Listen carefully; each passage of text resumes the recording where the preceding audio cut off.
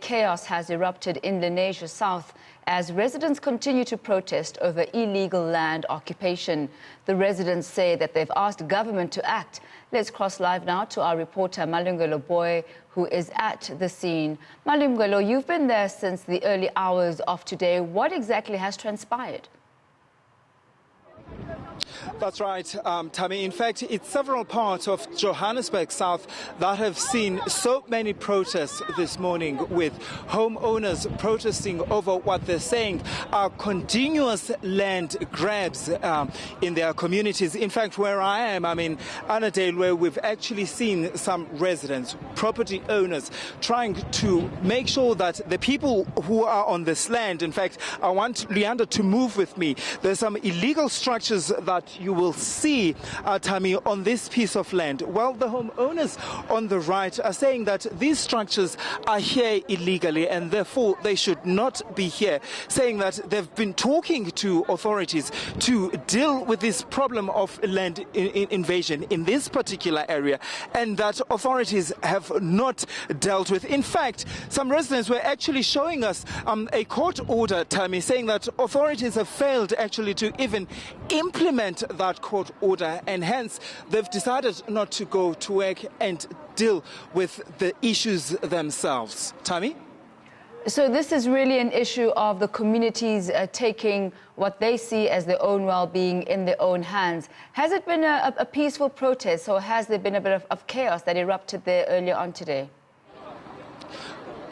Well, it's been a chaotic morning. In fact, about 15 minutes ago, we've seen police officers using rubber bullets, in fact, to try and, in a way, separate these two groups from coming close to one another. In fact, we've also seen them going inside where the people are, the people that have invaded this land, trying to push them into that land. But what the homeowners want, Tammy, is that they want these structures to move, essentially. That's what they want. They don't want anything else. And they're saying that the failure for authorities in doing that is actually causing chaos. So let's explain why also they want these structures to move. Well, they're talking about the crime that has gone up. They're talking about the interruptions to their water supply. They're talking about the interruptions to their electricity supply. But also, Tammy, like most homeowners here, they're saying that, well, having a shack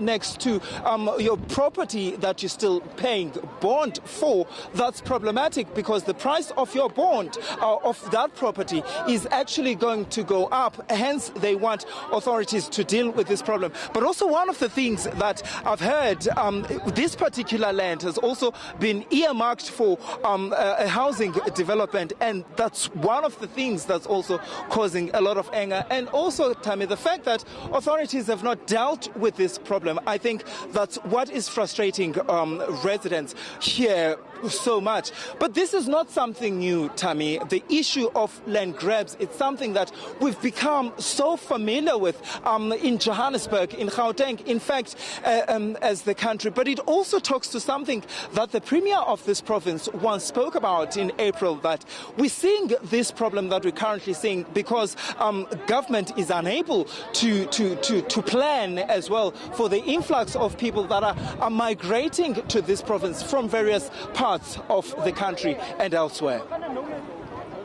Malungelo, I see that the police are there clearly to keep peace, but has there been any other official presence? Because the police are there, it's a very temporary measure, but what is the plan moving forward? What happens when the sun sets and the police go their separate ways? What happens to that community?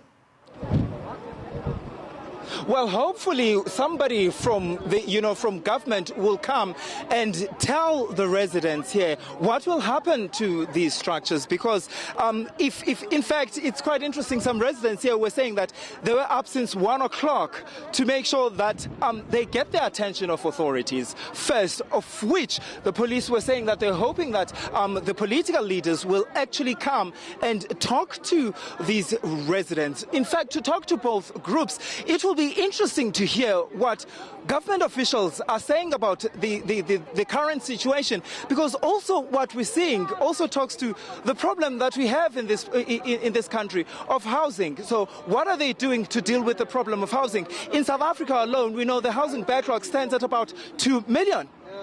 Thank you so much, Malungelo. That's Malungelo Booi in Lenasia South, where the residents are protesting about the mushrooming up of informal settlements, complaining, amongst other things, that devalues their own property. But as Malungelo so eloquently pointed out, it is a national problem, and we are seeing a replica of what happened in Alexandra a bit earlier on.